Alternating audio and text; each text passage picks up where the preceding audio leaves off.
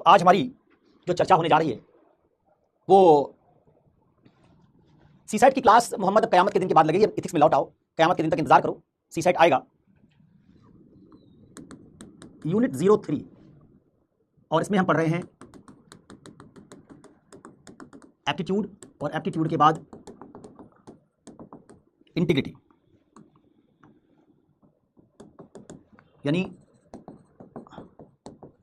अभिरुचि और अभिरुचि के बाद सत्यनिष्ठा।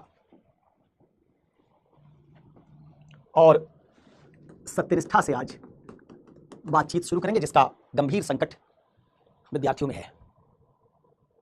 हाँ, हो सकती है एक से अधिक एप्टीट्यूड भी हो सकती है, लेकिन एक कोई आपका डोमिनेंट एप्टीट्यूड होगा, दूसरा भी हो सकता है। जैसे आप हो सकता है इंजीनियरिंग भी अच्छा करें और हो सकता है आप में लिंग्विस्टिक एप्टीट्यूड हो, आप भाषा की समझ भी अच्छी बना लें, दोनों बात हो सकती है। अच्छा, तुम्हारा सीसेट हो गया तो इस साल का सीसेट क्वालीफाई कर लिया, पिछले साल वाला किया होगा, अभी तो इस साल वाला हुआ नहीं। इस साल वाला फिर जीएस का पहला पेपर क्वालीफाई करोगी। तो प्रिया ने पहले सीसेट कर लिया है अपना, हो गया इनका, उसमें सीसेट का पेपर क्वालीफाई कर गई हैं। अब ये इस साल जीएस देंगी क्योंकि कह रहे हैं कि इनका सीसेट हो गया, तो इस साल जीएस हो जाएगा तो बस फिर अगले साल ये मेंस निकालेंगे, उसके अगले साल इंटरव्यू। तो प्रिया ने 4 साल का प्रोग्राम बनाया है। अच्छा चलिए, सत्यनिष्ठा में हम लोगों ने क्या पढ़ा था, उसकी परिभाषा सीखी थी पहली वाली। क्या सीखा था? अगर कोई व्यक्ति किसी नैतिक आदर्श को यहां सत्य कह रहे हैं, अगर कोई व्यक्ति किसी नैतिक आदर्श के प्रति अटूट, अडिग और संपूर्ण निष्ठा रखता है, अटूट, अडिग और संपूर्ण निष्ठा,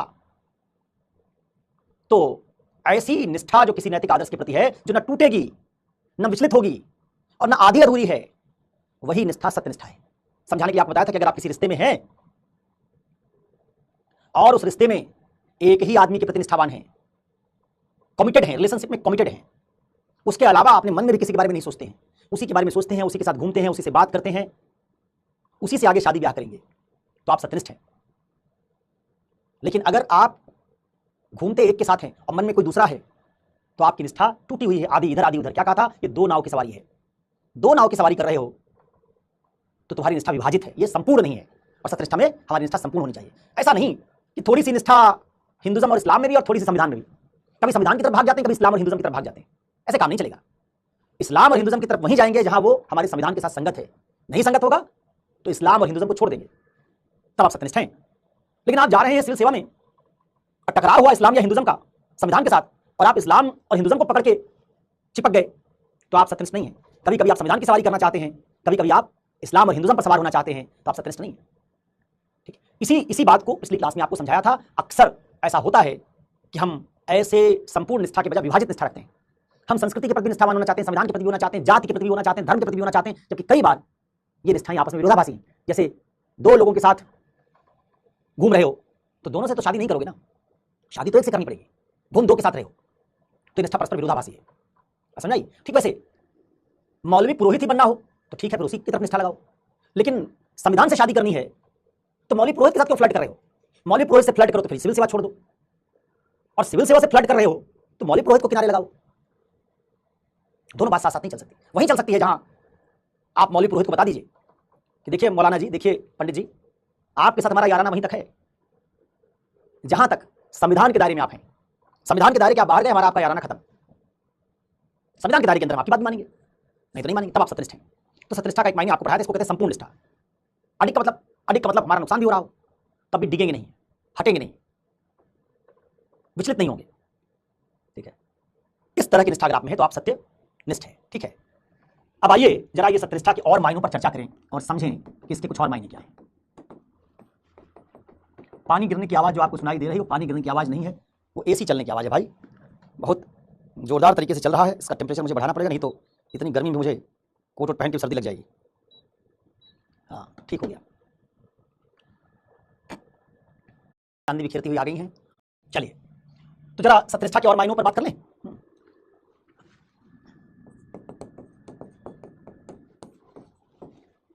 पहला वाला मायने आपको जो इंटीग्रास से निकला था, इंटीजर एक शब्द है, इंटीजर मैथ्स में आपने सुना होगा, इसको कहते हैं होल नंबर। वैसा ही होल, संपूर्णता वाली निष्ठा आपकी है, तो ये आपका जो है आप सत्यनिष्ठ हैं। बुक में कितने पेज नंबर पर है? बुक में ढूंढना, जो पेज नंबर इन्फिनिटी है वहां पर सत्यनिष्ठा लिखा हुआ, इन्फिनिटी। सत्यनिष्ठा का दूसरा मायने सीखो। दूसरा मायने क्या है? सत्यनिष्ठा का दूसरा मायने है 2 विरोधी हित एक साथ ना रखना। एक साथ दो विरोधी हित नहीं हो सकते। इसका मतलब सत्यनिष्ठा का मतलब संगतता। इसका माने क्या हुआ? कंसिस्टेंसी, संगतता। अगर आप कभी भी दो विरोधी हित नहीं रखते तो आप सत्यनिष्ठा। दो विरोधी हित क्या होते हैं? दो विरोधी हित का मतलब है जैसे एक तरफ हो लोकहित और एक तरफ हो स्वहित, अपना इंटरेस्ट और जनता का इंटरेस्ट। जैसे मान लीजिए आप एक जिले में कलेक्टर हैं और जिले में कहीं दंगा हो गया या जिले में कहीं कोई बड़ी घटना घट गई और आप उस घटना स्थल के लिए रवाना हुए। तभी आपकी माताजी का फोन आ गया। उन्होंने कहा कि बेटा मैं गंभीर रूप से बीमार हूं, मुझे लगता है मैं बचूंगी नहीं और मैं आखिरी बार तुमसे मिलना चाहती हूं, इसलिए जल्दी मेरे पास आ जाओ। उधर चीफ मिनिस्टर का ऑर्डर है कि आप घटनास्थल पर तुरंत पहुंचिए, स्थिति को संभालिए, नहीं तो स्थिति वहां बिगड़ सकती है। अब जहां स्थिति खराब हो रही है वहां पहुंचने में लोकहित है, वहां आप कलेक्टर हैं, पहुंचेंगे, पूरे प्रशासनिक अमले को मोबिलाइज करेंगे, स्थिति को खुद देखेंगे, उसकी निगरानी करेंगे, ये लोकहित है, कानून व्यवस्था मेंटेन करने में मदद करेंगे। लेकिन आपकी मां बीमार है, गंभीर रूप से बीमार है, आपसे तुरंत मिलना चाहती हैं, आपका उनके पास जाना स्वहित है। स्वहित पूरा करता हूं तो लोकहित छूटता है, लोकहित पूरा करता हूं तो अपना हित छूटता है। दो विरोधी कैसे? ये दो हित कैसे हो गए? टकरा रहे हैं। तब अगर टकरा रहे तो क्या हो गए? विरोधी हो गए। अगर आप ऐसे दो विरोधी हित एक साथ रख रहे हैं तो आप संगत नहीं हैं। तो क्या करना होगा? कैसे संगत बने रहेंगे? जब आप सिविल सेवा में गए तो क्या करने के लिए गए? लोक सेवा। लोक सेवा का मतलब आपको त्याग करना पड़ेगा। सेवा का मतलब क्या होता है? अपना हित छोड़कर भी त्याग करना पड़ेगा। तो क्या करेंगे? ऐसा अगर टकराव हो तो इस विरोध को कैसे खत्म करें? ऐसी दशा में स्वहित का त्याग। एक हित छोड़ दो, एक हित छोड़ दो जिससे एक ही हित बचे। और क्या करोगे? मां के पास नहीं जा पाओगे। बहुत मन है तुम्हारा मां के पास जाने का, बहुत प्यार करती है मां तुमसे, लेकिन नहीं जा पाओगे। जैसे हमारे बड़े बड़े स्वतंत्रता सेनानी, उन्होंने अपने मां बाप, पत्नी, बच्चों को छोड़कर देश के हित के लिए स्वतंत्रता आंदोलन में लड़ाई लड़ी। जैसे सेना पर जो सैनिक जाता है लड़ने के लिए, उधर चीन से युद्ध छिड़ गया, इधर आपके घर से मां का फोन आ गया मैं बीमार हूं, सैनिक चीन का युद्ध छोड़ के नहीं जा पाएगा। क्या करना पड़ेगा उसको? अपने स्वहित का त्याग करना पड़ेगा। अगर आपके अंदर ये क्षमता नहीं है तो आप में सिविल सेवा का एप्टीट्यूड नहीं है। जब आप किसी पद पर जाएंगे तो ये जानते हुए जाइए कि अगर वो पद लोकहित से जुड़ा है तो फिर आपका कर्तव्य सर्वोच्च है।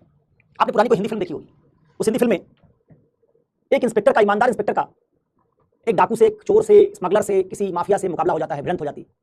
वो ईमानदार इंस्पेक्टर उस डाकू को, लुटेरे को, चोर को उसकी धमकी के बावजूद पकड़ लेता है, उसका साम्राज्य उसको नुकसान पहुंचाता है। वो चोर धमकी देता है मैं तुमसे बदला लूंगा, और एक दिन वो चोर जब छूटता है जेल से, सीधे इंस्पेक्टर के घर धावा बोलता है और उसके घर में आगजनी करता है, उसके एक बच्चे को उठा ले जाता है। एक बच्चा रह जाता है, जिस बच्चे को उठा ले जाता है, अच्छा इंस्पेक्टर की मान लीजिए हत्या कर दी, बच्चा उठा ले गया, जिस बच्चे को उठा ले गया उसको डाकू बना दिया, जो बच्चा अपनी मां के साथ रह गया, मां उसको लेकर भाग गई, वो आगे चल के इंस्पेक्टर बन गया। सिनेमा में एक समय वो जो विलन है वो भाई को भाई से लड़ाता है, इंस्पेक्टर के सामने उसका भाई खड़ा कर देता है। और सिनेमा में दिखाते हैं कि वो भाई, अगर उसको पता भी चल जाता है कि मेरा भाई है ये, तो वो कानून का अनुपालन करवाने में कोई ढिलाई नहीं बरतता, तो अपने भाई को पकड़ने के लिए पूरा जोर लगाता है। वहां अपने भाई के संबंध का निर्वाह नहीं करता बल्कि अपने पद के कर्तव्य का पालन करता है। एक सिनेमा में ऐसा दिखाया जाता है कि पिता ही अपने बेटे को पकड़ता है, या फिर वो बेटा भाग रहा है, कहता भागो मत नहीं तो मैं गोली चला दूंगा। बेटा सोचता है कि मैं पिताजी कहां गोली चलाएंगे, अंत वो पिताजी इंस्पेक्टर हैं जो गोली चला देते हैं। भागते बेटे के पास पहुंचते हैं, बेटा मर रहा है, उसको उसका सर गोद में रख लेते हैं, रोते हैं, लेकिन उन्होंने कर्तव्य से समझौता नहीं किया। आपने फिल्म देखी 2 बीघा जमीन, उसमें एक मां अपने बच्चे के साथ ऐसा कर रही है। तो सारे उदाहरण किस बात के थे? सत्यनिष्ठा के। एक बार मैं इंस्पेक्टर बन गया तो चाहे मेरा बेटा ही क्यों ना आ जाए, मैं कर्तव्य का पालन करूंगा। आपने भारत में एक कहानी सुनी होगी सत्यवादी हरिश्चंद्र की, वो सत्यनिष्ठा का एग्जाम्पल है। जहां सत्यवादी हरिश्चंद्र नाम का राजा, अपने वो राजा था, उसके ऊपर किसी एक देवता का शाप आया, उसका राजपाट सब छिन गया, पत्नी बच्चे सब बिछड़ गए, मजबूरी में एक शमशान घाट में वो नौकरी कर रहा है, और एक दिन उसकी पत्नी जो उससे बिछड़ गई उसके इकलौते बेटे का शव लेके आती है, डेड बॉडी लेके आती है, कहती बेटा मर गया हमारा। देखती है उसका पति तो शमशान पे नौकरी कर रहा है, वहां मिलते हैं दोनों, दोनों रोते हैं, कहती मेरे पास कोई पैसे नहीं है, बेटे का अंतिम संस्कार करने दो या करवाओ। हरिश्चंद्र कहता नहीं, अभी तो मैं पिता की भूमिका में नहीं हूं, अभी तो मैं शमशान के चौकीदार की भूमिका में हूं, और यहां तो मुझे शुल्क लेना पड़ेगा, तुमसे फीस लेनी पड़ेगी, तभी मैं अंतिम संस्कार करवा पाऊंगा। बहुत मेहनत करती है, कहता ना कर्तव्य समझौता नहीं कर सकता चाहे मेरा बेटा ही क्यों ना हो। ये क्या है? ये जो कहानी है वो क्या दिखा रही है कि एक चौकीदार या जो राजा है हरिश्चंद्र, जो चौकीदार बन गया है अभी, वो अपने सत्य से नहीं डिग रहा है, अपने पद के कर्तव्य से जुड़े हित से समझौता नहीं कर रहा है। क्या है वो? सत्यनिष्ठा। तो सत्यनिष्ठा डिमांड सैक्रिफाइस। हमारे बहुत सारे फ्रीडम फाइटर्स जैसे भगत सिंह ने क्या किया? कहा कि अगर मैं देश के लिए लड़ रहा हूं, अंग्रेजी शासन के खिलाफ लड़ रहा हूं, जिस शासन के खिलाफ लड़ रहा हूं उसी से माफी कैसे मांगूंगा।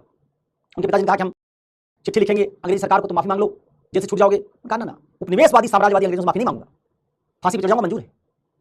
भगत सिंह डटे रहे, अडिग रहे, फांसी पर चढ़ गए, लेकिन माफी के लिए चिट्ठी नहीं लिखी। भगत सिंह क्या है? सत्यनिष्ठ है। गांधी का एग्जाम्पल जो दिया था तुमको असहयोग आंदोलन में, गांधी अडिग रहे कि अगर मैंने कहा था कि असहयोग आंदोलन अहिंसक होगा, चौरी चौरा में हिंसा हो गई, तो अब मैं आंदोलन को आगे नहीं चलने दूंगा, भले परिणाम चाहे कुछ भी आए, आंदोलन वापस होगा। तो असहयोग आंदोलन को वापस लेना सत्यनिष्ठा, नियम पर अडिग रहना सत्यनिष्ठा, आदर से समझौता न करना सत्यनिष्ठा, कथनी करनी में अंतर न करना सत्यनिष्ठा। ठीक है, तो ये सत्यनिष्ठा के कुछ और मायने हैं। इसका एक मायने है संगतता, इसका एक मायने है लोकहित और स्वहित में टकराव होने पर लोकहित को वरीयता देना, स्वहित को वरीयता ना देना। दो विरोधी हित कभी भी एक साथ ना रखना। अगर कोई दो विरोधी हित आए तो उनमें से एक हित को छोड़ देना, जिससे विरोध क्या हो जाए, खत्म हो जाए। चलिए अब जरा मैं आपको सत्यनिष्ठा के कुछ एग्जांपल बता ही रहा था। सत्यनिष्ठा को पॉजिटिव और नेगेटिव तरीके से एक बार उसका टेबल बनाकर समझ लेते हैं। ये काम क्यों कर रहा हूं मैं? इसलिए कर रहा हूं कि यूपीएससी में सत्यनिष्ठा को सीधे सत्यनिष्ठा की परिभाषा से नहीं पूछते, वो पूछते इस तरीके से। वो कहते हैं कि देशभक्ति का मतलब एक सैनिक के लिए जरूरत पड़ने पर अपने प्राण का त्याग कर देना है। असैनिक जीवन में देशभक्ति का मतलब बताइए। अब आप आंसर लिखने लगते हैं देशभक्ति का सवाल समझ के, लेकिन देशभक्ति का सवाल नहीं है। जैसे उन्होंने कहा कि एक सैनिक के लिए देशभक्ति का मतलब है अपने प्राणों का त्याग कर देना, जरूरत पड़ने पर अपने प्राणों का त्याग कर देना, तो क्या निकाल लेना चाहिए आपको कि यहां देशभक्ति का मतलब है अपने हित और देश के हित में टकराव होने पर देश के हित को वरीयता देना। दो विरोधी इतना रखना, अगर मेरे जिंदगी से जुड़ा हित देश के हित से टकरा रहा है, मैं जिंदा रहना चाहूं तो मुझे भाग जाना चाहिए, भाग जाऊंगा तो देश की हारने की संभावना बनेगी। मुझे तो जीवन रहते देश की रक्षा करनी चाहिए। और एक सैनिक जब ईमान के अपनी जान जोखिम में डाल के लड़ता है तो सत्यनिष्ठ है। तो सवाल देशभक्ति का नहीं है, सवाल सत्यनिष्ठा का है। पूछा क्या था उसके आगे? असैनिक जीवन में देशभक्ति की और उदाहरण बताइए और मायने क्या होंगे। तो अगर आपने देशभक्ति को पहले सत्यनिष्ठा में कन्वर्ट कर लिया तो फिर आप कहेंगे असैनिक जीवन में जो एक सिविल सेवक है, जब वो राजनेता के दबाव में नहीं आता, जब घूस नहीं लेता, जब लोकहित और स्वहित टकराने पर, जैसे अपनी जाति का कोई मुद्दा है, अपने धर्म का कोई मुद्दा है, और दूसरी तरफ राज्य का कोई मुद्दा है, मेरे रिश्तेदार का कोई मामला है, दूसरी तरफ राज्य का कोई मामला है, ना अपने रिश्तेदार को देखूंगा, ना दोस्त को देखूंगा, ना अपने धर्म को देखूंगा, ना अपनी जाति को देखूंगा, तो मैं क्या हो गया? देशभक्त हो गया, क्योंकि देशभक्ति का मतलब सत्यनिष्ठा। तो सवाल जो पूछते हैं वो सवाल सत्यनिष्ठा पर सीधे नहीं पूछते। 2024 में जो सवाल उन्होंने पूछा, वो सवाल पूछा कि दुनिया में कुछ देश हैं, या इस तरह का सवाल की भाषा इस तरह की थी कि केवल शांति के बारे में सोचना पर्याप्त नहीं है, शांति के बारे में बात करनी पड़ेगी, और कहा केवल बात ही करना पर्याप्त नहीं है, उस पर काम करना पड़ेगा। अब सवाल तो देखने से लग रहा है जैसे वैश्विक शांति पर है, लेकिन आपने पढ़ा है सोचना का मतलब मनसा, बात करना मतलब वाचा, और करना मतलब कर्मणा। मनसा वाचा कर्मणा तीनों स्तरों पर अगर आपको कोई बात माननी हो तो कहते हैं ये मनसा वाचा कर्मणा अगर एक रूपता है तो सत्यनिष्ठा है। इसका वो 2024 का जो सवाल है जिसमें वैश्विक शांति की बात की गई है वो सत्यनिष्ठा का सवाल है। तो आपसे सवाल जब पूछा जाएगा तो वो ऐसा नहीं कहेंगे सत्यनिष्ठा पर टिप्पणी लिख दो, वो सवाल पूछेंगे वैश्विक शांति पर लेकिन सवाल होगा सत्यनिष्ठा पर, सवाल पूछेंगे देशभक्ति पर लेकिन सवाल होगा सत्यनिष्ठा पर। तो जब तुमको सत्यनिष्ठा के ढेर सारे मायने पता रहेंगे तो उससे तुम पहचान लोगे कि ये सवाल देशभक्ति का नहीं, ये सवाल वैश्विक शांति का नहीं, ये सवाल सत्यनिष्ठा का सवाल है। इसलिए मुझे पहले सवाल को सत्यनिष्ठा में कन्वर्ट करना है और फिर उसका उत्तर लिखने की कोशिश करनी है।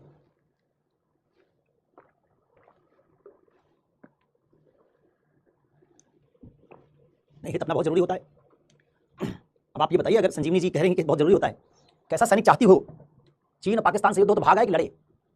इस सवाल का जो जवाब होगा, बताओ, अपनी जान से बड़ा हित तो कुछ नहीं होता है, तो क्या चाहती हो सैनिक से?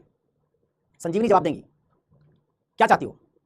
पाकिस्तान से युद्ध हो तो अपनी जान बचा के भाग आए या लड़े? चीन से युद्ध हो तो क्या करे, जान बचा के भाग आए या लड़े? संजीवनी बताएंगी। संजीवनी प्रजापति है। कभी तो जरूरी होगा, तुम लोग पढ़ पा रहे हो और मुझे इसका पीरियड पैसा दे रहा है, या तो अपनी जान बचा लो या लड़ लो, यहां क्या टकराव? तुम कह रहे हो कभी कभी अपना हित पूरा करना जरूर पड़ेगा, तो फिर अगर तुम सैनिक से चाहती हो तो लड़े। सैनिक अगर लड़ने के लिए बाकी टाइम मेवा खाऊंगी, सैनिक भी दे देंगे, दशा में सेवा करनी पड़ेगी। डॉक्टर जाता है लोगों का इलाज करने के लिए तो इलाज करना पड़ेगा। यूनिवर्सिटी का टीचर जाता है बच्चों को पढ़ाने के लिए, प्राइमरी स्कूल का टीचर जाता है बच्चों को पढ़ाने के लिए, पढ़ाना पड़ेगा। कोचिंग का टीचर आता है पैसा कमाने के लिए, पैसा कमाना पड़ेगा, साथ में पढ़ाना पड़ेगा। असर नहीं।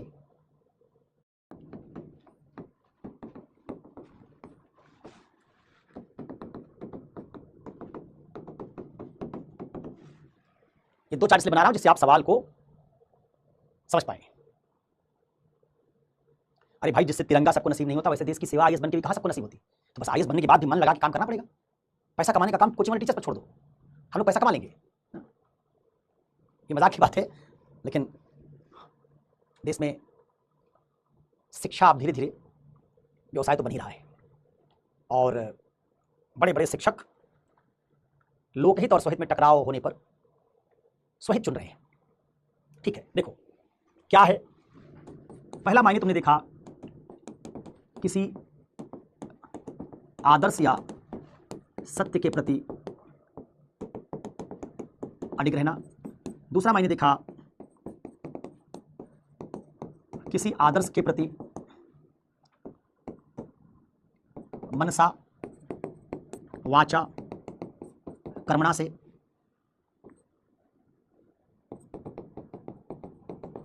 संगत होना। तीसरा मायने है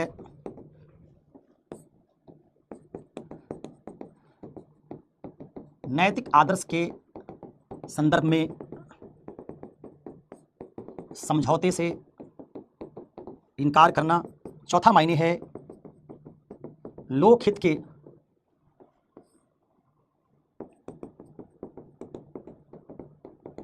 पद पर रहने पर लोकहित से टकराव वाले स्वहित का त्याग।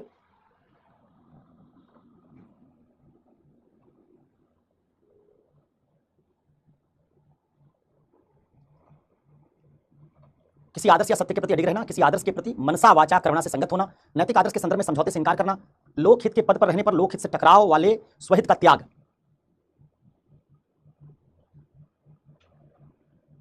चांदनी जाने वाले को ये प्रकृति का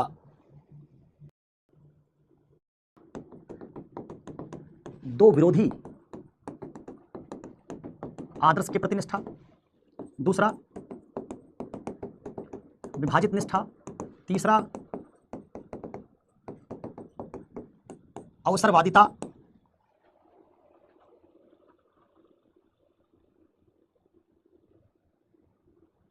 चौथा दो नावों की सवारी, पांचवा मुंह में राम बगल में छुरी, छठा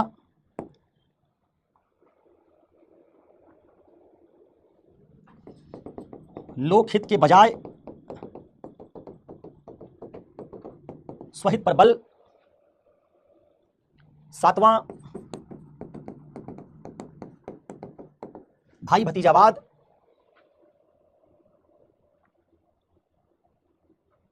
यह सत्यनिष्ठा नहीं है।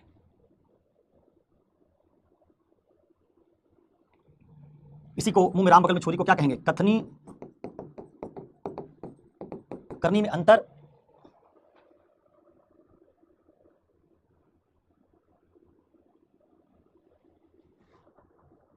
मेरे अंदर बटन लगा है प्रवीण, जैसे गाड़ी होती है स्टॉप और स्टार्ट वाली, वैसे ही होता है मामला मेरे साथ भी। आपका कमेंट शो हो रहा है। और आज एक मेरे साथ बड़ा एक ही ब्रांड्स के शूज पहन मुझे पता चला, क्योंकि थोड़ी देर पहले तो ध्यान से देखा कि पता चला आगे से लुक भी थोड़ा सा, अरे इतना अगर तो लाइट है नहीं, कपड़े अलग अलग कलर के सब, लेकिन जूते दो अलग अलग पहन लेना क्या है। अब जरा देखिए, ये तो होता रहता है। चलिए, आपको मजा आ गया, बढ़िया है। अब जरा देखिए, ये जो दोनों बातें मैंने बताई, इनसे आप ये समझ गए होंगे कि सत्यनिष्ठा का कोई सवाल आएगा तो सवाल कई तरीके से पूछा जा सकता है। कथनी करनी में अंतर देके पूछा जा सकता है, केस स्टडी में सब में करीब सत्यनिष्ठा की टेस्ट की जाएगी। आपसे कहा जाएगा कि आप भयंकर संकट में, जैसे मैंने बताया ना, रासायनिक कंपनी में काम करने वाली लड़की है, उसकी कंपनी विषाक्त पानी को नदी में प्रवाहित करती है और उस पानी को पीने से गांव के लोग बीमार पड़ रहे हैं। लड़की अपनी कंपनी में ये बात उठाना चाहती है कि उसकी कंपनी इस विषाक्त पानी को नदी में जाने से रोके। लेकिन लड़की के कलीग ने उसके बताया कि उससे पहले जिन लोगों ने ये बात उठाई, कंपनी को नौकरी से निकाल देगी या निकाल सकती है। तो लड़की अगर विषाक्त पानी को नदी में जाने से रोकने के खिलाफ आवाज उठाएगी या कंपनी से कहेगी तो कंपनी उसको नौकरी से निकाल सकती है। उसी के स्टडी में लिखा है कि अपने परिवार की रोजी रोटी कमाने वाली इकलौती सदस्य है, उसके ऊपर उसकी बूढ़ी माँ भाई सब आश्रित है, नौकरी चली गई तो बड़ा नुकसान होगा। पूछा गया कि स्टडी में कि आप उस लड़की को क्या करने की सलाह देंगे। अभी प्रवीण ने पूछा था कैसे, तो सब केस में इंटीग्रिटी आ जाएगी। देखिए इसमें आ गई, एक तरफ लड़की का स्वहित है और दूसरी तरफ नदी का पानी पीने से लोग विषाक्त पानी पीने से बीमार पड़ रहे हैं, इसमें लोकहित है। लोकहित के लिए लड़की बोलेगी तो अपनी नौकरी जाएगी, उसके स्वहित का नुकसान होगा, और स्वहित पर जोर देगी तो लोकहित कमजोर होगा। इसका केस स्टडी में क्या है, स्वहित और लोकहित के बीच टकराव है। अब अगर आप इस केस स्टडी में ये सलाह देंगे कि लड़की को चुप रह जाना चाहिए जब कोई और नहीं बोल रहा है, तो वही क्यों बोले? राज्य के प्रदूषण बोर्ड का काम है कि पता लगाए इसका, लड़की क्यों अपनी गर्दन निकाले? तो आप जो तर्क देंगे सारे तर्क सही हैं, लेकिन आप इस केस स्टडी को वैसे सॉल्व करेंगे कि लड़की को अपने माँ बाप का ख्याल करना चाहिए, बूढ़ी माँ का ख्याल करना चाहिए, उसकी नौकरी जाने से जिनकी बीमारी के इलाज पर संकट आएगा, उसके भाई की आजीविका पर संकट आएगा। तो आप भले केस स्टडी को कितना बढ़िया सॉल्व कर दें, लेकिन आपने दिखा दिया कि आप में इंटीग्रिटी नहीं है, क्योंकि जहां लोकहित और स्वहित में टकराव हुआ वहां आप तो स्वहित की तरफ चले गए। तो आपको केस स्टडी अच्छा सॉल्व करने के बावजूद, बढ़िया आर्गुमेंट देने के बावजूद नंबर नहीं मिलेंगे, क्योंकि पेपर सिर्फ एथिक्स का नहीं है, एथिक्स का भी है, इंटीग्रिटी का भी है, एप्टीट्यूड का भी है। तो हर क्वेश्चन में कम से कम केस स्टडी में तो सब में आपकी इंटीग्रिटी टेस्ट होगी। अब इसका मतलब ये नहीं कि मैं कहूंगा उस केस स्टडी में सीधे सीधे कि लड़की को अपनी नौकरी छोड़ देनी चाहिए। हमको दिखाना होगा कि क्या कर सकते हैं इससे नौकरी बच जाए और साथ में लोकहित भी पूरा हो जाए। अगर ऐसा कुछ कर सकते हैं तो इसका मतलब हितों के टकराव को लड़की ने रोक दिया। ऐसा सोल्यूशन अगर आपको आता है तो फिर आप वो देंगे, अगर वो नहीं दे पाएंगे तो फिर आप मजबूर हैं, आप लड़की को नौकरी छुड़वाएंगे, क्योंकि लोकहित और स्वहित में टकराव होने पर आपको लोकहित को वरीयता देनी पड़ेगी। ठीक है, तो केस स्टडी में बहुत सारे सवालों में आप हर सवाल में ये ढूंढकर सत्यनिष्ठा का आइडिया ढूंढकर तभी उस केस स्टडी को हल करेंगे। अगर आपने सत्यनिष्ठा से विपरीत जाके केस स्टडी हल कर दी तो उस केस स्टडी में आपको अंक ठीक से नहीं मिलेंगे।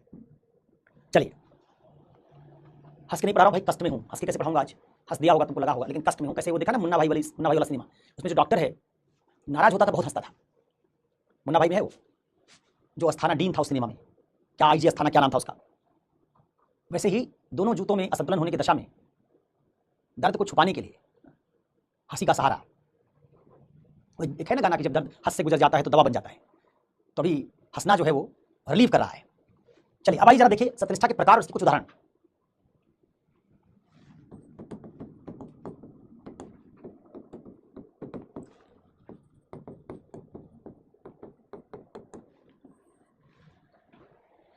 तीन प्रकार की, अरे उतार तो दूंगा, फर्श यहां साफ नहीं है। आज मैं पीडब्ल्यू के स्टूडियो में आया हूं पढ़ाने के लिए, होम स्टूडियो से क्लास नहीं ले रहा हूं। तो तुम्हारा सुझाव तो अच्छा है, लेकिन वो जैसे आपने अगर सिनेमा देखा है पाकीज़ा, तो पाकीज़ा में डायलॉग था कि अपने पाँव जमीन पर मत रखिएगा नहीं तो मैले हो जाएंगे। वैसे ही मैं भी डरा हुआ हूं कि पाँव जमीन पर रखूंगा तो बहुत मैले ना हो जाएंगे कहीं। चलिए आपने कहा तो उतार ही दिया, ठीक है। इसके प्रकार और उदाहरण देखिए, आपको कुछ उदाहरण दे रहा हूं जिनको आप शायद एग्जाम में लिख सकेंगे। दोनों तरह के उदाहरण हैं।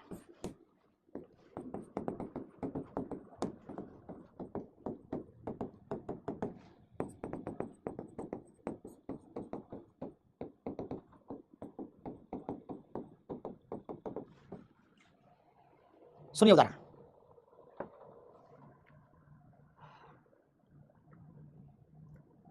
पहला उदाहरण है कलाम का, हमारे पूर्व राष्ट्रपति कलाम का। कलाम साहब जब राष्ट्रपति थे, अब कहानी सुनने में आपका मन लगता ही है, 4-5 छोटी छोटी कहानियां सुनिए जो सत्यनिष्ठा के उदाहरण हैं। हमारे पूर्व राष्ट्रपति कलाम साहब एक बार एक एग्जीबिशन में गए, प्रदर्शनी में गए। वहां जब प्रदर्शनी देखने गए तो उसमें बहुत सारी कंपनियों ने, जो इंडिया की तमाम स्टार्टअप कंपनियां थीं, उन्होंने अपने प्रोडक्ट्स डिस्प्ले के लिए लगा रखी थी। तो कलाम साहब ने सारे प्रोडक्ट्स को देखा, उसमें एक मिक्सर ग्राइंडर था जिससे मसाला पीसते हैं, चीज़ों को ग्राइंड करते हैं। उनको बहुत पसंद आ गया। उन्होंने उस, चूंकि राष्ट्रपति आए हुए थे इसलिए कंपनी का मालिक भी आया हुआ था, पहले से पता होता है राष्ट्रपति का कहीं विजिट होता है, तो सारे जो प्रोडक्ट्स थे उनके मालिक भी सब आए हुए थे। उस मिक्सर ग्राइंडर वाले स्टॉल पर जब पहुंचे, राष्ट्रपति ने बड़ी तारीफ की, आपका मिक्सर बहुत बढ़िया है, इसके फंक्शन बहुत बढ़िया है और मैं इसको खरीदना चाहता हूँ। तो उसका मालिक खुशी से गदगद हो गया। उसने कहा सर मैं आपको गिफ्ट करना चाहता हूँ। उनका गिफ्ट नहीं लूंगा, पैसा दूंगा। मालिक अड़ा रहा सर आपसे पैसा नहीं लेंगे। बोला हमारा भाग्य कि राष्ट्रपति हमारी मिक्सी खरीद रहे हैं 6,500 की, 6,500 की मिक्सी का क्या पैसा लूंगा सर आपसे। उनका नहीं, बिना पैसा दिए नहीं लूंगा। कलाम अड़ गए। अंततः मालिक को मजबूरी में कहना पड़ा कि ठीक है सर पेमेंट ले लूंगा। कलाम ने चेक साइन करके उस मिक्सर ग्राइंडर के मालिक को दे दिया। 6500 या 6800 रुपये कुछ था, उसका मूल्य उसको दे दिया।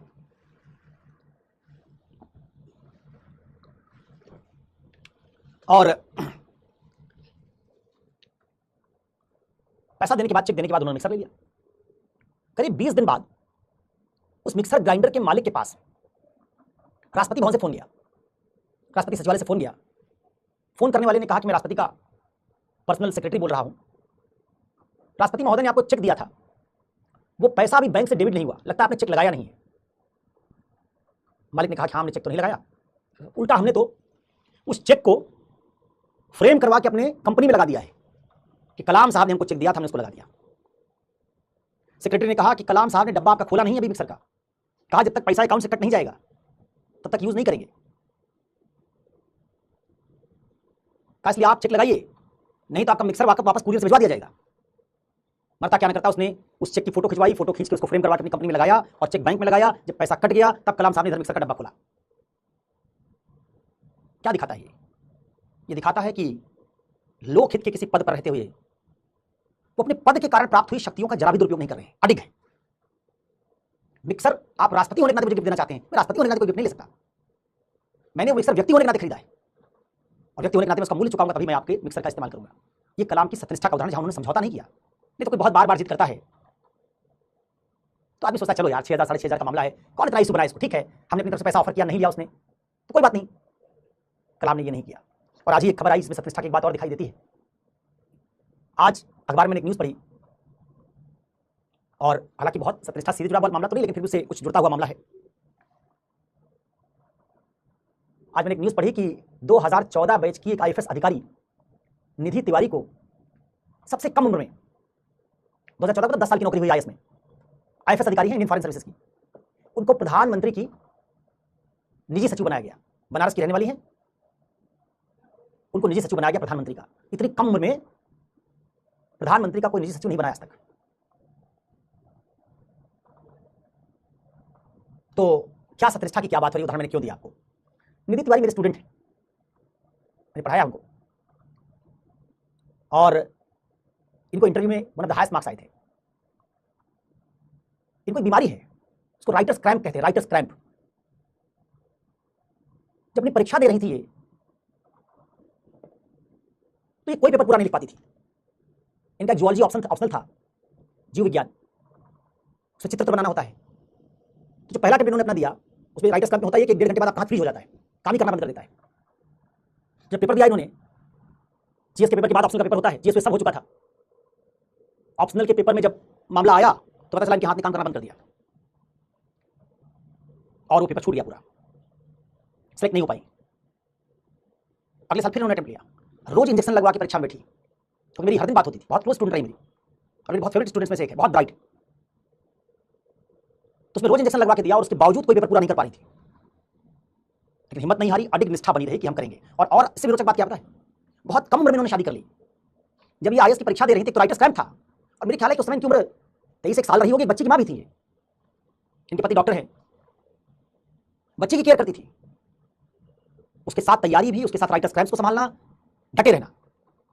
आईएएस बनना है तो बनना है, समझौता नहीं करना है।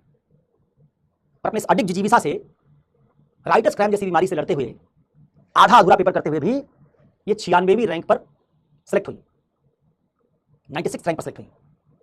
इंटरव्यू मेरा ख्याल है इनको one of the highest marks आए थे, मुझे याद है। बड़ा शानदार इंटरव्यू दिया इन्होंने और सेलेक्ट हुई। आज मैंने जब, इनफैक्ट कल ही मैंने न्यूज़ देखी थी, कल मैंने जब न्यूज़ देखी कि प्रधानमंत्री ने उनको अपना पर्सनल सेक्रेटरी बनाया है, इनके टैलेंट और मेधा को देखते हुए, तो मुझे ये बात याद आई कि देखिए कैसे आदमी की जिजीविसा, लड़ने की क्षमता, हार ना मानना, अपने मिशन के लिए अडिग रहना, किसी आदमी की शारीरिक लिमिटेशन से उसको कितना ऊपर उठा देता है। तो आप में से बहुत सारे लोगों के लिए एक प्रेरणा का मामला हो सकता है कि 21 साल में शादी कर लेना, 22-23 साल में मां बन जाना, बच्ची संभालना, बीमारी का शिकार रहना, और बाढ़ से अपनी नौकरी टाटा भाभा रिसर्च इंस्टीट्यूट से नौकरी साइंटिस्ट की छोड़ कराना, इतना रिस्क लेना, यूपीएससी के अटेम्प्ट्स में राइटर्स क्रैम्प्स का दौरा आना। और ये बात मैं इसलिए कह पा रहा हूँ कि बाद में तो लोग कहानी सुना देते हैं, मैं तो हर पेपर के बाद बात करता था, क्योंकि तब ये ऑनलाइन वाला मामला होता नहीं था, तो स्टूडेंट्स होते थे उनसे लोग फोन पे कनेक्टेड रहते थे, तो हर पेपर की बात करता था, हर पेपर की बात होती थी। कहता था नहीं अब ठीक है, कोई बात नहीं, पेपर छूट गया, कोई नहीं, अगला पेपर अच्छा करना। कई बार तो मुझे खुद ही समझ नहीं आता था, 2-2 3-3 पेपर छूट गया तो क्या हुआ, कितना अच्छा करना। लेकिन स्टूडेंट ने अपना मानसिक संतुलन संबल बनाए रखा, लड़ने की क्षमता बनाए रखी और सेलेक्ट हुई। तो इस एग्जाम में कई बार आप कितना लड़ सकते हैं परिस्थितियों के खिलाफ, अपने भीतर कितनी प्रेरणा है, आपके अंदर कितनी आग है, ये तय करेगा कि आप भीड़ से अलग जाएंगे कि नहीं जाएंगे। इनको मैं इलाहाबाद में, उस समय इलाहाबाद यूनिवर्सिटी के जितने हॉस्टल्स थे लड़कियों के, उन सारे हॉस्टल्स में लेके गया था निधि को। ये वो दौर था जब क्लासेस से, मेरे क्लास में बैठने वाले हर साल 50-60 स्टूडेंट सेलेक्ट होते थे। ऑफलाइन का दौर था और ऑफलाइन में बड़े सारे स्टूडेंट्स हर साल सेलेक्ट होते थे क्लास से। चलिए वापस लौटिए। तो पहली कहानी आपने कलाम की सुनी, ऐसी दूसरी कहानी लाल बहादुर शास्त्री की है। कई कहानियां हैं शास्त्री की। एक कहानी है कि एक बार उनके बेटे ने उनकी सरकारी कार को व्यक्तिगत किसी पार्टी में जाने के लिए इस्तेमाल कर लिया। आजकल बड़ा कॉमन बात है, डीएम की कार उनके घर वाले इस्तेमाल कर लेते हैं, उनकी पत्नी उनके बच्चे घूमते हैं उसमें, बड़े अधिकारियों के पत्नी बच्चे घूमते हैं। प्रधानमंत्री बहुत बड़ा पद है, उनके बेटे को कहीं जाना था, उन्होंने पार्टी के लिए कार यूज कर ली जाने के लिए। शास्त्री जी को पता चला उनकी पत्नी का नाम ललिता था, उन्होंने अपनी पत्नी से कहा कि तुमको मैंने जो घर के खर्च के पैसे दिए हैं, उस पैसे से एक पत्र लिख के जितने का पेट्रोल लगा है गाड़ी में उतना सरकारी कोष में जमा करवाओ। मेरा बेटा मेरे पर्सनल सरकारी व्हीकल को यूज नहीं कर सकता है। उनकी पत्नी ने जैसा उन्होंने कहा वैसा करके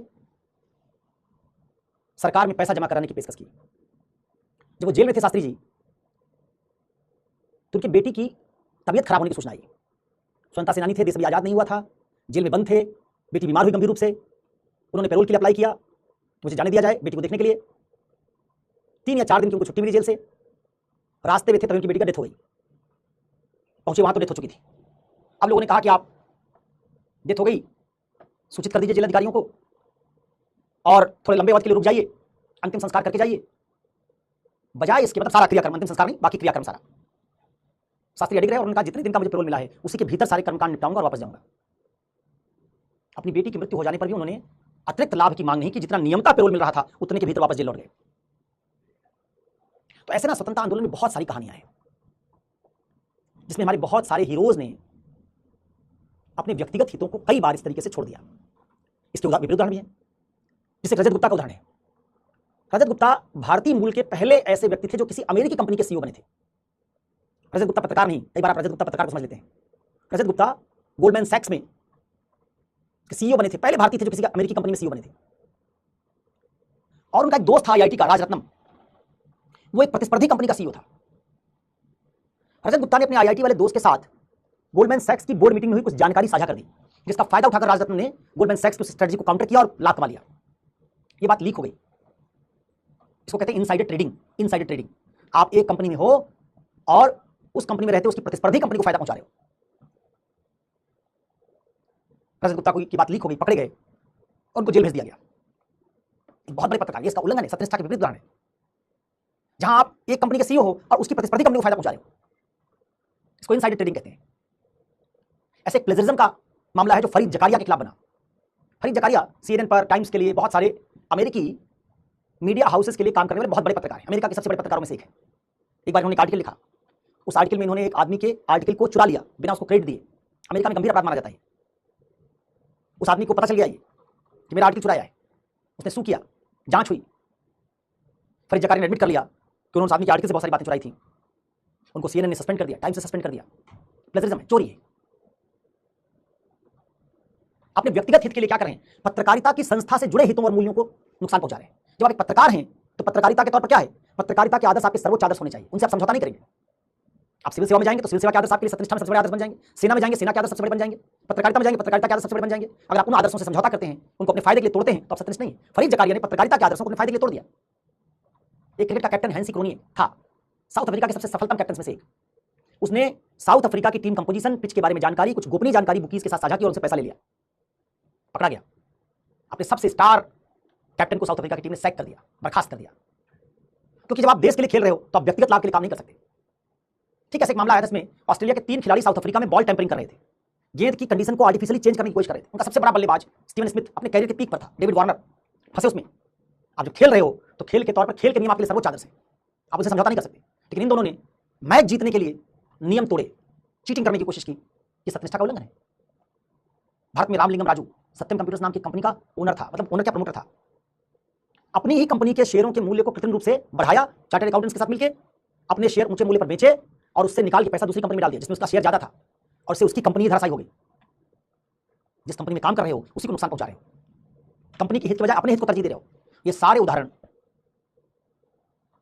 सत्यनिष्ठा के उल्लंघन के उदाहरण हैं। आपने अगर लांस आर्मस्ट्रांग का नाम सुना है, दुनिया का सबसे बड़ा साइकिलिस्ट, 5 बार दुनिया की सबसे कठिन प्रतियोगिता टूर द फ्रांस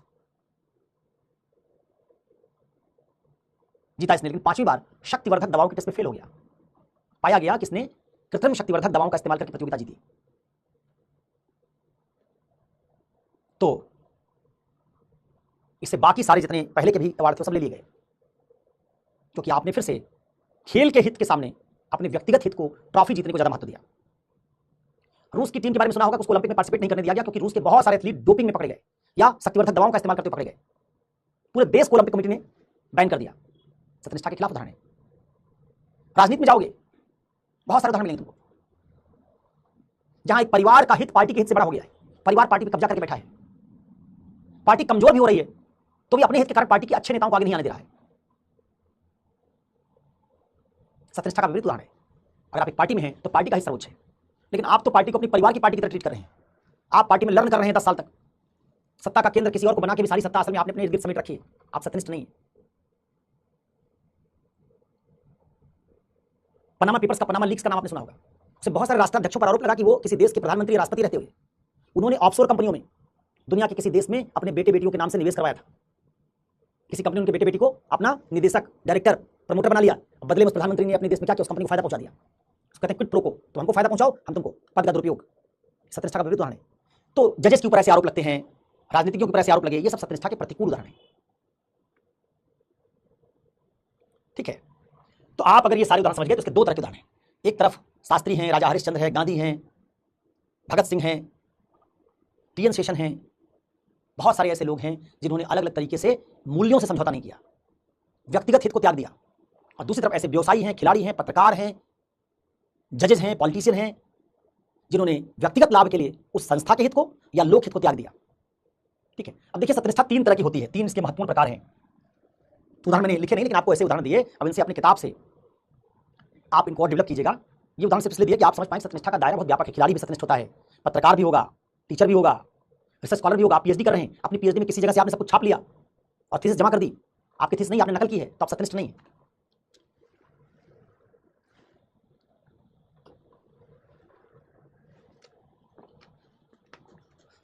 ठीक है, अब आइए इसके थोड़े प्रकार और फिर जाते हैं कि सत्यनिष्ठा बनती कैसे है। अभी तक हम लोग जो बात सीख पाए वो सीख पाए हैं इंटीग्रिटी क्या है, उसका मायने, उसको उदाहरणों से समझना, उसके प्रतिकूल उदाहरण देखना, जिससे आपको क्लियर हो सके कि कैसे अलग अलग तरीके से हम सत्यनिष्ठा को समझ सकते हैं।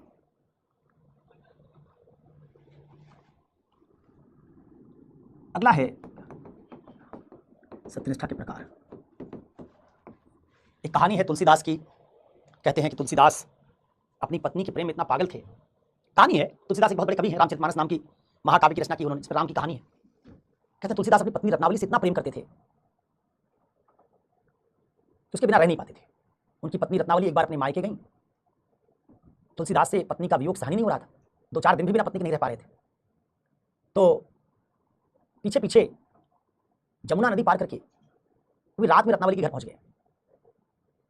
सब लोग सो रहे थे। तुलसीदास को लोकलाज का भय था कि 4 दिन के लिए पत्नी आई है मायके, दिन में जाऊंगा तो लोग कहेंगे पता नहीं कितना जोरू का गुलाम है, चिपका रहता है। लोकलाज के भय से रात में गए और छत पर जाने की कोशिश की जहां से रत्नावली से मिलना चाहते थे।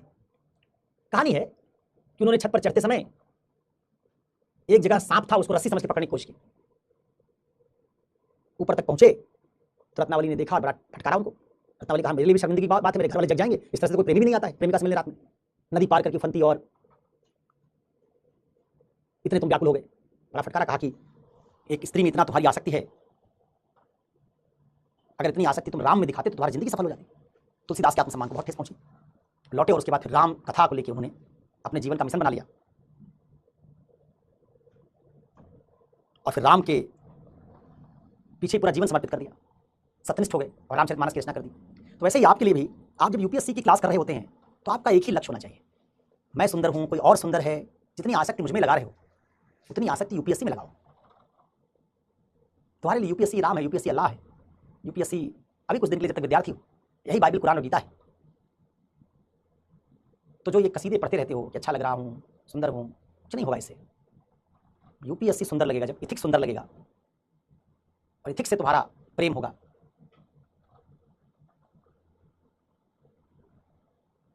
तभी बात बनेगी। चलिए बाकी चीजें छोड़ दीजिए, बाकी चीजों के लिए और समय बचा हुआ है, पड़ा हुआ है, उसमें ये सब काम कीजिएगा।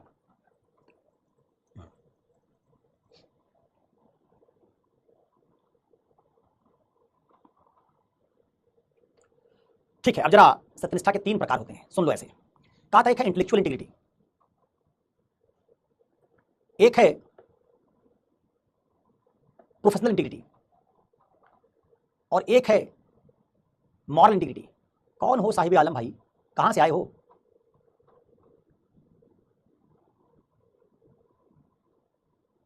कहां से आए हो? ये समझ लेना कि मेरे हाथ कानून के हाथ से लंबे हैं। देश का शायद ही कोई ऐसा प्रदेश होगा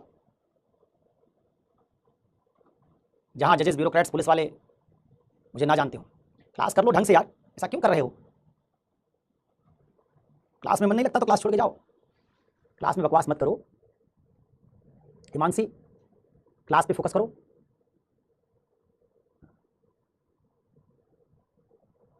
ये टीचर के तौर मुझे शोभा नहीं देता कि मैं तुम्हारे मामले में कूदूं, लेकिन इतना समझो कि मेरी क्लास डिस्टर्ब मत करो भाई, क्योंकि ये तो पीडब्ल्यू की बाध्यता हो सकती है। अगर ये बात मैंने अपने स्तर पर ले ली, बड़ी मुश्किल हो जाएगी। इसलिए गरिमा के भीतर रहते हुए क्लास वास करो। ऐसा ना हो कि मुझे मामला अपने हाथ में लेना पड़ जाए। पढ़ाई लिखाई करो यार, कहाँ इधर उधर भागते रहते हो सब लोग।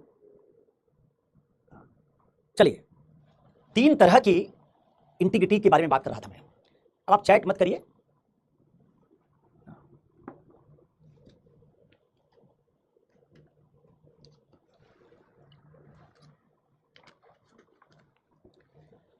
तीन तरह की इंटीग्रिटी मैंने बात की है। एक इंटीग्रिटी का टाइप है इंटेलेक्चुअल इंटीग्रिटी, बौद्धिक सत्यनिष्ठा। एक है प्रोफेशनल इंटीग्रिटी और एक है मॉरल इंटीग्रिटी। ठीक है, क्या क्या? एक है प्रोफेशनल, एक है मॉरल और एक है इंटेलेक्चुअल।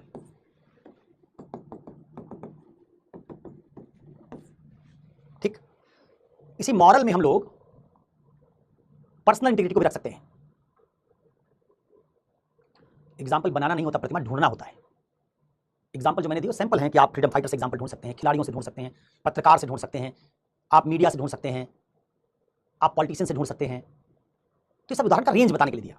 धर्म से ढूंढ सकते हैं, माइथोलॉजी से ढूंढ सकते हैं। ठीक है, तो उदाहरण का रेंज है। अब प्रवीण सिंह बताएंगे कि इंटेलेक्चुअल इंटीग्रिटी क्या होती है, कोई और नहीं बताएगा। प्रवीण सिंह बताएंगे इंटेलेक्चुअल इंटीग्रिटी क्या होती है। जल्दी बताना प्रवीण, तुम्हारा इंतजार कर रहा हूं।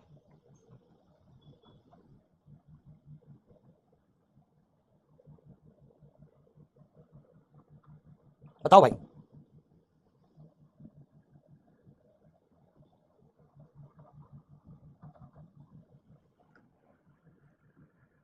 प्रवीण सिंह,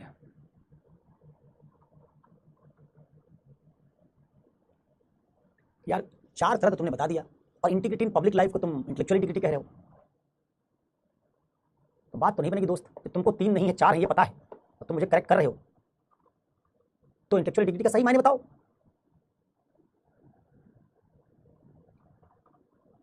क्या मतलब इसका बताओ प्रवीण।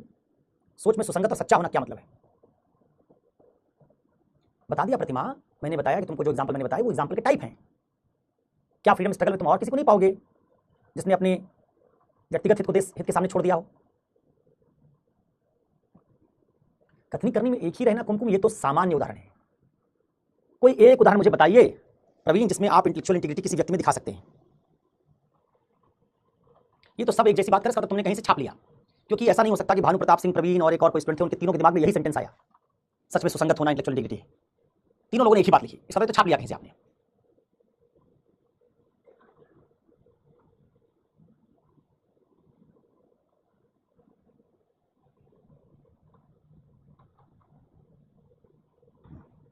इसका मतलब ये भी इसके छाप रहे हो क्योंकि एक आदमी सुकरात बोल रहा है, दूसरा भी सुकरात बोल रहा है। Self dissipation and temptation is integrity. ये कैसे इंटीग्रिटी होगी भाई? सेल्फ डिसेप्शन और टेम्पटेशन तो इंटीग्रिटी का अपवाद है, अपवाद नहीं बल्कि उल्लंघन है। तो जब मैं पढ़ाया करूं तो या तो पीडब्ल्यू किताब छोड़ दिया करो कुछ देर के लिए।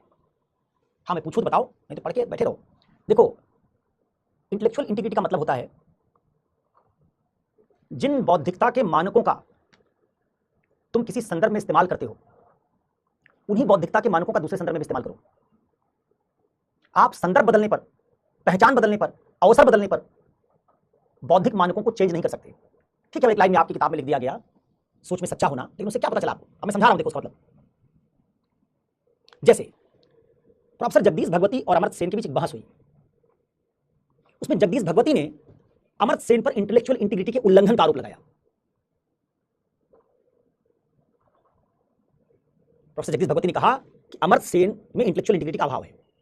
कैसे, क्या बात कही उन्होंने कहा दरअसल अमर्त्य सेन ने 2014 के चुनाव से पहले मोदी के खिलाफ बहुत लिखना शुरू किया, क्योंकि मोदी को प्रधानमंत्री पद का बीजेपी का कैंडिडेट प्रोजेक्ट किया गया, चुनाव होने वाला था।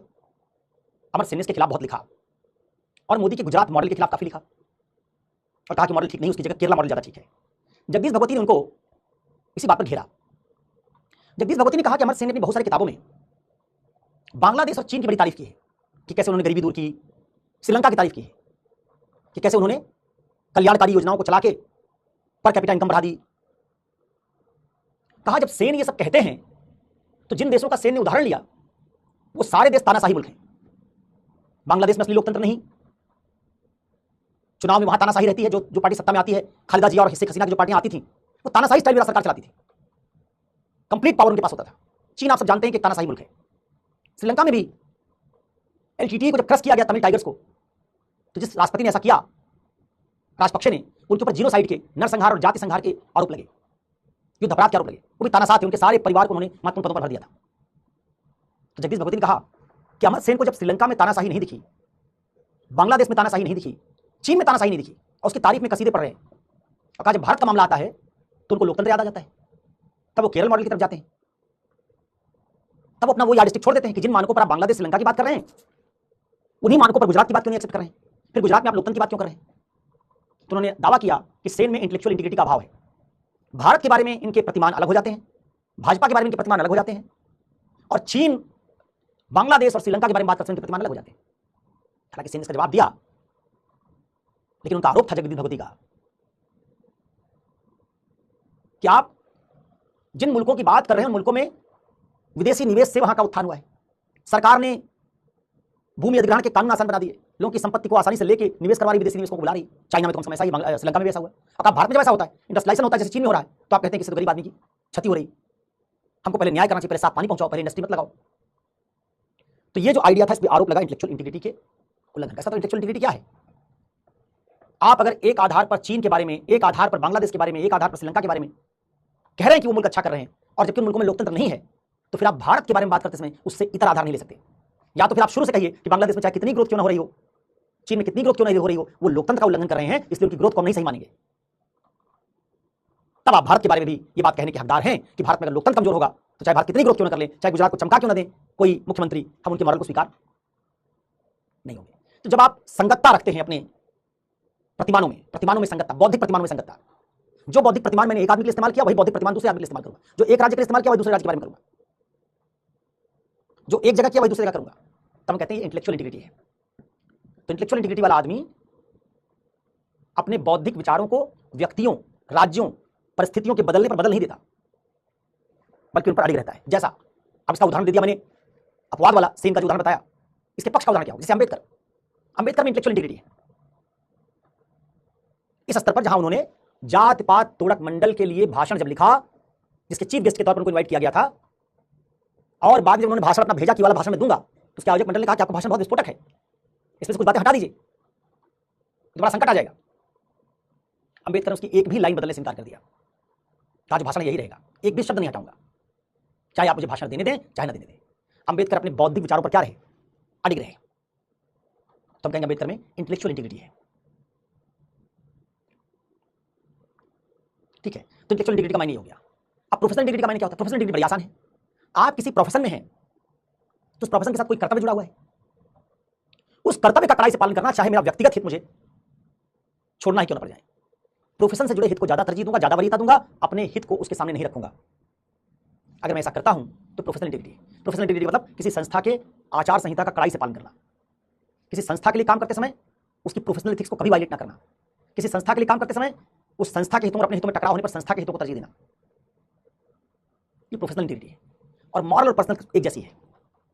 मॉरल का मतलब किसी नैतिक आदर्श के प्रति प्रतिबद्ध होना, जैसे आप मार्क्सवादी हो जाए, गांधीवादी हो जाए, एक आइडिया संविधानवादी हो जाए, उस आइडिया से आप अडिग हो गए।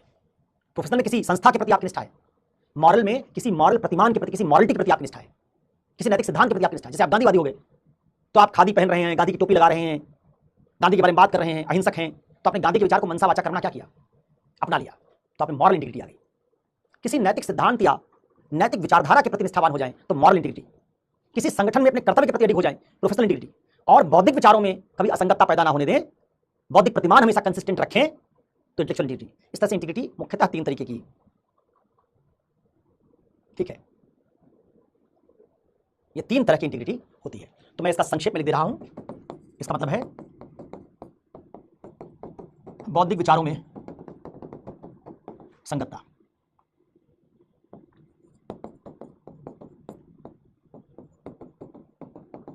बौद्धिक प्रतिमानों को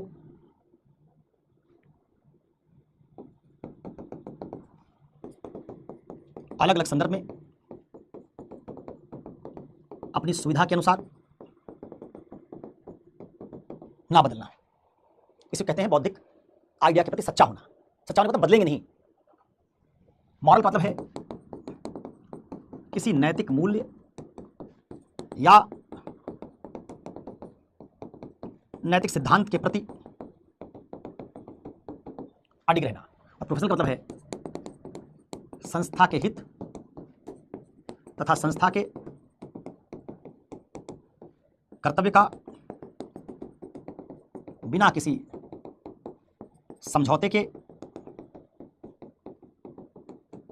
अडिग रहकर पालन करना।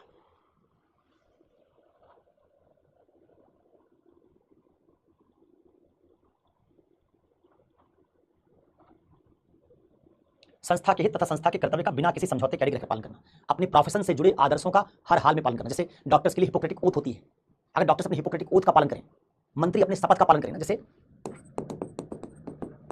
मंत्रियों द्वारा अपनी शपथ का पालन, सिविल सेवकों द्वारा सिविल सेवा के कोड ऑफ कंडक्ट का पालन,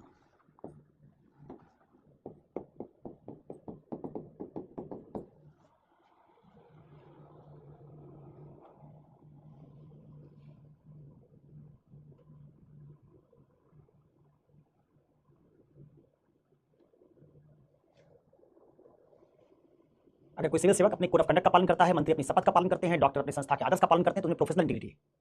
मॉरल इंटीग्रिटी मतलब मैं किसी नैतिक सिद्धांत के लिए अडिग रहता हूं। जैसे मान लीजिए कोई संविधान के लिए अडिग रहे, कोई एक आदमी अपने धर्म के लिए अडिग हो जाए, मॉरल इंटीग्रिटी। और अगर आप बौद्धिक आदर्शों में असंगतता पैदा नहीं करते हैं, बौद्धिक प्रतिमानों को सुविधा के अनुसार बदलते नहीं, जैसे आजकल पत्रकारों में इंटेलेक्चुअल इंटीग्रिटी का अभाव है। पत्रकारिता करते समय क्या करते हैं, वही घटना एक पार्टी के साथ घटेगी, अगर उस पार्टी के सपोर्टर होंगे तो अलग तरीके से बात करेंगे, वही बात विपक्षी दल का नेता जिसको पसंद नहीं करते वो कहेगा या उसके साथ घटेगी तो उसका विरोध करेंगे। बहुत सारे पत्रकार उन्हीं बातों के लिए एक पार्टी का समर्थन करते हैं, उन्हीं बातों के लिए दूसरी पार्टी का विरोध करते हैं। एक पार्टी की तानाशाही उनको बुरी नहीं लगती, दूसरी पार्टी की तानाशाही उनको बुरी लगती है। एक आदमी परिवारवादी हो, उनकी पसंदीदा पार्टी में हो, बुरा नहीं लगता, दूसरा आदमी दूसरी पार्टी में, विरोधी पार्टी परिवारवादी बुरा लगता है। एक आदमी के राज्य में अपराध हो, कानून तोड़े जाएं, पुलिस वाले नियमों के परे जाकर काम करें, उनको बुरा नहीं लगता, दूसरे पार्टी के होने पर ऐसा हो तो बुरा लगता है। एक पार्टी धर्म का प्रयोग करे राजनीति में, बुरा नहीं लगता, दूसरी पार्टी दूसरे धर्म का प्रयोग करे तो बुरा लगता है। हम कहेंगे आप में इंटेलेक्चुअल इंटीग्रिटी नहीं है। एक धर्म की राजनीति में भूमिका पर आप सवाल नहीं उठाते और दूसरे धर्म की भूमिका बनती तो आप सवाल उठाते हैं। तो या तो आप दोनों सवाल उठाते, पहले धर्म का प्रयोग कर रही कोई राजनीति पार्टी उसका भी उठाते, दूसरे वाला कर रही उसका भी उठाते। आप एक ही धर्म की उठाते हैं, दूसरे की नहीं उठाते बात।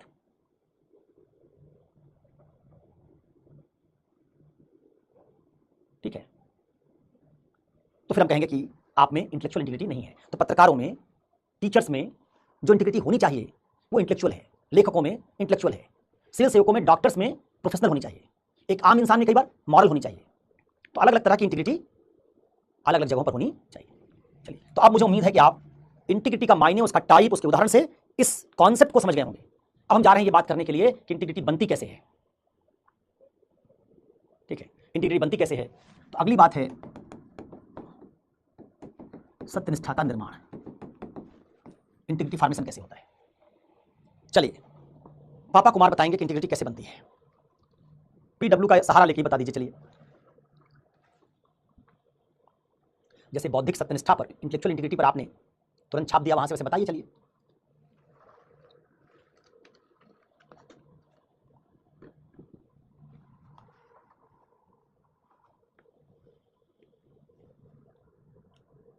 स्टूडेंट्स में दोनों इंटीग्रिटी होनी चाहिए, मॉरल भी इंटेलेक्चुअल भी।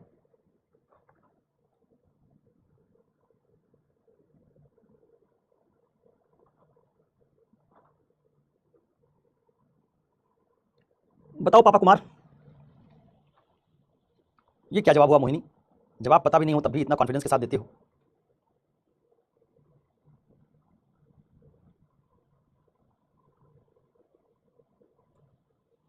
अरे भाई, जब कोई आदमी एथिकल हो ही जाएगा तो फिर उसमें निर्माण किस बात का हो गया? मैं पूछूं घर कैसे बनेगा, आप कहें घर बनाने से, ये कोई जवाब हुआ? मैं पूछा सत्यनिष्ठा कैसे बनेगी, आप कहें नैतिक होने से। अरे नैतिक होना तो सत्यनिष्ठा होना हो ही जाएगी। फिर अपने थॉट्स, वर्ड्स और वर्क में सच्चाई और ईमानदारी बनाए रखनी चाहिए। ये सब चाहिए की बात छोड़ो। मैं अगर आपसे कह दूं कि आपको सत्यनिष्ठ होना चाहिए, आपको मनसा वाचा करना में उत्तर रखनी चाहिए, तो कल से आप सत्यनिष्ठ बन जाएंगे। अगर आप कहें कैसे बन जाती है तो फिर तो मैं ऐसा बोल दूं और आप कल से बन जाइए। सनियतुल कर अपने मूल्यों और सिद्धांतों पर अडिग रहकर, इससे कैसे बनेगी भाई? ये तो सत्यनिष्ठ होने के बाद होता है। तुम वो बात बता रहे हो जो सत्यनिष्ठ आदमी करता है। सत्यनिष्ठ आदमी जब बन जाता है तो अपने मूल्यों पर अडिग रहता है। मैं सवाल क्या पूछ रहा हूं, सत्यनिष्ठ बनता कैसे कोई आदमी? मैं पूछूं खीर बनती कैसे, आप कहते हैं कि सर खीर में दूध, चावल और ड्राई फ्रूट्स होते हैं, बड़ी अच्छी खीर बनती।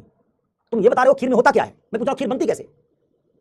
जब आप कह रहे हैं कि सत्यनिष्ठा में अपने मूल्यों पर अडिग रहना होता है, तो आप ये बता रहे हैं सत्यनिष्ठा में होता क्या है? मैं पूछ रहा हूं भाई, ये मूल्यों पर कोई अडिग बनता कैसे?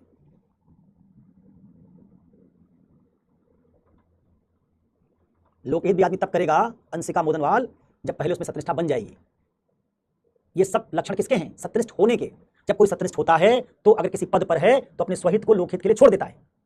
तो लोकहित पर जोर देना सत्यनिष्ठ आदमी की पहचान है, इसका तो सत्यनिष्ठ बन चुका है।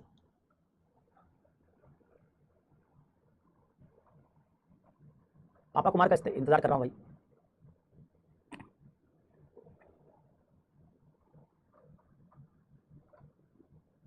एक साथ ईमानदार, धार्मिक, संवेदनशील होने से क्या बात है?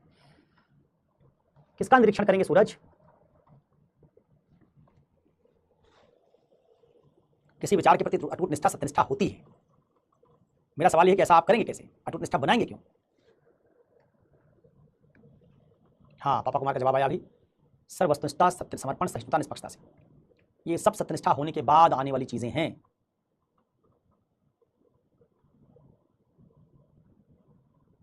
क्या लिख दिया 10 बार? पूरी जनकुंडली थोड़ी पूछी थी, सवाल पूछा तो उसका उत्तर तो पहली बार लिखा तुमने। जितना मैंने सत्यनिष्ठा का मायने बताया सब लिख दे रहे हो। हिमांशी लिख रहे हैं किसी परिस्थिति में अपने मूल्यों से समझौता ना करना। ये तो सत्यनिष्ठा का मायने है भाई। मैं मायने थोड़े पूछ रहा हूँ, मायने तो पढ़ा चुका हूँ। जो मैं पढ़ा चुका हूँ वो थोड़े पूछूंगा। अगर मैं तुमसे पूछता सत्यनिष्ठा क्या होती है तो तुम ये बताते अपने मूल्यों पर अडिग रहना सत्यनिष्ठा है, समझौता ना करना सत्यनिष्ठा है। तुम यही सब बात कब बता रहे हो? जब मैं पूछ रहा हूँ ये बनती कैसे? चलिए समझ गया मैं। तो इसमें पीडब्ल्यू ने मदद नहीं की मुझे लगता है, क्योंकि बाकी जगह मदद कर रही थी आप। ठीक है, देखिए सत्यनिष्ठा बनाने के 2-3 महत्वपूर्ण तरीके हैं जिससे आप सत्यनिष्ठ बन सकते हैं। एक तरीका है अच्छे जीवन की ऐसी संकल्पना जो स्वहित एवं लोकहित को आपस में जोड़ दे। आपने पढ़ा सत्यनिष्ठा में बाधा क्या होती है? एक आदमी को करना लोकहित के लिए काम है लेकिन करने लगता है स्वहित के लिए काम, और ऐसा करेगा तो सत्यनिष्ठ नहीं रह जाएगा। तो अगर हम इस समस्या का क्या कर दें, समाधान कर दें, क्या करें? किसी आदमी की गुड लाइफ का आइडिया ऐसा बना दें कि उसके अपने गुड लाइफ जीने के साथ ही लोकहित भी होने लग जाए, तो दो विरोधी हितों का टकराव नहीं रहेगा। लोकहित के लिए काम करेगा, अपना हित पूरा होगा, अपने हित के लिए काम करेगा, लोकहित पूरा होगा, सत्यनिष्ठा बन जाएगी। ये कौन कौन करेगा? ये बन सकता है क्या? इसके लिए चाहिए कोई दार्शनिक वैचारिक आधार। इसका तो कोई ऐसा दर्शन हो जिसमें आप कन्विंस हो जाएं कि इसका पालन करने से मेरा भी भला, लोगों का भला। जैसे इस्लाम क्या कहता है कि देखो अगर तुम सच बोलोगे, शराब नहीं पियोगे, सूदखोरी नहीं करोगे, बेईमानी नहीं करोगे, तो एक दिन अल्लाह तुमको जन्नत अता फरमाएगा। अब जो आस्थावान मुसलमान हैं, जिनको अल्लाह के होने और कयामत के दिन के होने पर पूरा भरोसा है, एक दिन ऐसा होगा, उनको क्या लगता है? हमारे सच बोलने से, हमारे दाढ़ी रखने से, हमारे दीन के लिए जिंदगी लगा देने से, हमारे बेईमानी ना करने से हमारी जिंदगी एक दिन अच्छी हो जाएगी, क्योंकि अल्लाह जन्नत हमको भेज देगा। और इन्हीं मूल्यों के लिए काम करने से क्या हुआ? ये नैतिक आदर्श है, सच बोलना, बेईमानी ना करना, सूदखोरी ना करना, ये सब नैतिक आदर्श है। तो इन्हीं नैतिक आदर्शों से दूसरों का भी भला हो जाएगा, लोकहित हो जाएगा। मैं एक फल का विक्रेता बनूंगा, मैं कोई सड़ा फल किसी ग्राहक को नहीं बेचूंगा, मैं सूदखोरी नहीं करूंगा, अनुचित प्रॉफिट नहीं कमाऊंगा, तो किसका हो गया? लोकहित का भी भला हो गया, लोकहित हो गया। ठीक ऐसे अगर आपको भरोसा हो जाए, जैसे आपको सुखवाद में पढ़ाया था कि अगर मैं अपनी जिंदगी अच्छी करना चाहता हूं तो मुझे कुछ मानसिक सुख अपनी जिंदगी में ले आने पड़ेंगे, और मानसिक सुख तो तभी आते हैं जब मैं दूसरों के लिए काम करूंगा, क्योंकि दूसरों के लिए काम करूंगा तो मेरी चेतना में संवेदनशीलता, मेरी चेतना में सेवा भाव ये सब आएगा और इनके आने से मेरी चेतना अच्छी हो जाएगी और अच्छी चेतना को मानसिक सुख मिलते हैं, क्योंकि वही संवेदनशील चेतना साहित्य, कला इत्यादि का सुख भोग सकती है। तो मुझे दूसरों के हित में काम करने से दूसरों के हित का तो पूर्ति होगी, साथ में मेरी चेतना का विकास होगा और मेरी चेतना का विकास होने से मेरी जिंदगी में मानसिक सुख बढ़ जाएंगे, मानसिक सुख से मेरी जिंदगी अच्छी हो जाएगी, सुखमय हो जाएगी। अगर कोई ऐसा आइडिया जो आपको कन्विंस कर दे तो आप क्या हो जाते हैं? सत्यनिष्ठ। जैसे आपको अंबेडकरवाद में देख लीजिए, एक दलित व्यक्ति को लगे कि अगर पूरा दलित वर्ग एकजुट हो गया तो हमारी राज्य में ताकत बढ़ जाएगी और राज्य में ताकत बढ़ने से लोकतंत्र में हमारे अधिकार प्राप्त करने की संभावना बढ़ जाएगी। क्या कर रहा है? एक दलित आदमी दूसरे दलित आदमी को जोड़ने की कोशिश कर रहा है, संगठन बनाने की कोशिश कर रहा है, वर्ग चेतना पैदा करने की कोशिश कर रहा है। क्या मानता है? इससे पूरे वर्ग की भलाई होगी और इससे मेरी भलाई होगी, वर्गीय भलाई और मेरी भलाई आपस में जुड़ गई। तो आपको कोई ऐसा दर्शन चाहिए, बिना किसी दर्शन के। कुछ लोग हैं जो जिंदगी कैसे जी रहे हैं, उनकी जिंदगी कोई आइडिया ही नहीं है, बेपेदी के लोटे हैं, कभी इधर लुढ़क गए कभी उधर लुढ़क गए। इसका मतलब जिन लोगों को थॉट में क्लैरिटी है, जिंदगी से क्या चाहिए, और उनकी जिंदगी का आइडिया, अच्छी जिंदगी का आइडिया ऐसा है जिस अच्छे आइडिया में अपनी भलाई और दूसरे की भलाई जुड़ चुकी है, तो वो सत्यनिष्ठ बन जाएंगे। बड़े बड़े स्वतंत्रता सेनानी जो देश के लिए लड़ रहे थे, कहीं ना कहीं उनको भरोसा था कि जब देश आजाद होगा, अंग्रेज चले जाएंगे तो हमारे जीवन में भी गरिमा वापस लौटेगी। गुलाम मुल्क के नागरिक के तौर पर अपनी गरिमा नहीं ले सकते, प्रतिष्ठा नहीं कर सकते, अपनी प्रतिष्ठा नहीं बचा सकते, इसलिए अंग्रेजों के खिलाफ लड़ना चाहिए। जैसे आप देखते हैं 1857 का गदर, 1857 के गदर में जिन जमींदारों ने, जिन लोगों ने विद्रोह किया, क्या मानते थे? अंग्रेजों के खिलाफ लड़ने में देश की भलाई, अंग्रेजों के खिलाफ लड़ने में मेरी भलाई भी। ये विदेशी हैं, गोरे, इनको भगाओ, हमारे धर्म को नुकसान पहुंचा रहे हैं, हमको सुअर और गाय की चर्बी से कारतूस कटवा रहे हैं, हमारा धर्म भ्रष्ट हो रहा है, हमारे देश को लूट रहे हैं।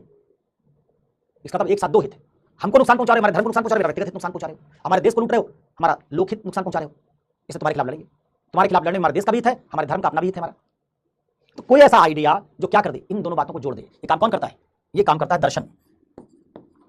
तो जितने दर्शन थे जो, जिनमें क्या बनती है आपकी आस्था, यही काम करता है धर्म, और यही काम करती है कई बार कोई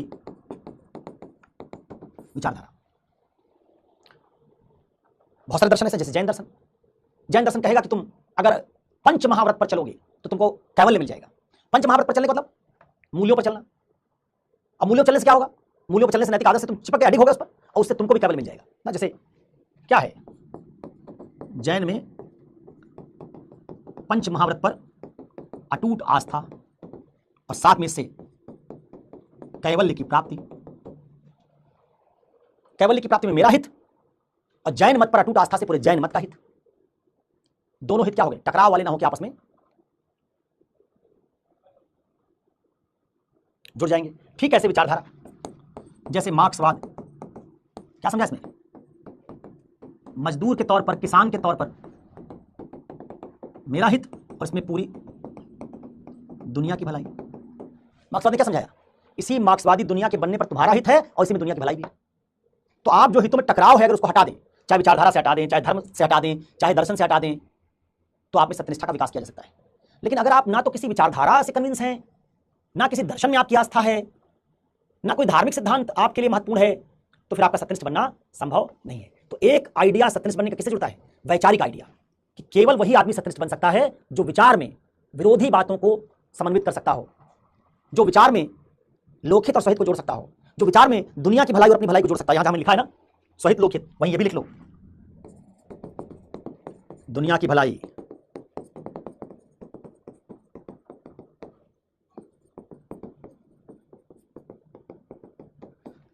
अगर ये जुड़ गए, किसी विचारधारा ने जोड़ दिया, किसी दिन साम्यवाद आएगा, उस दिन सारे मनुष्य सारे तरह के बंधनों से आजाद हो जाएंगे। तो सारे मनुष्यों को आजादी मिल गई, अब मैं मजदूर हूं, मुझे शोषण से मुक्ति मिल गई, तो मेरा फायदा भी हुआ, दुनिया का फायदा भी हुआ। अगर कोई आदमी से कन्विंस हो जाए तो क्या करेगा? कंप्लीट आस्था बना लेगा। बिना कंप्लीट आस्था के आप सत्यनिष्ठ नहीं बन सकते। कंप्लीट आस्था कब बनेगी? जब किसी दर्शन या किसी विचारधारा में आपकी इस तरह की आस्था बन जाए कि आप मान लें इसी से मेरी जिंदगी अच्छी होगी और इसी से दुनिया अच्छी होगी, इन बातों में कोई विरोध नहीं है। दुनिया के अच्छे होने, मेरे अच्छे होने में, जीवन के अच्छे होने में कोई विरोध नहीं। अब यहां पर हम लोग रुकेंगे, कल जब इससे आगे बातचीत के लिए मिलेंगे तो फिर आपके जो व्यक्तिगत वार्तालाप हैं इनसे आगे पढ़ाई लिखाई करेंगे ना। तो आप कल कोशिश करिएगा कि आप पढ़ने में रुचि दिखाएं। तब तक के लिए शब्बा खैर, अल्लाह हाफिज, नमस्कार।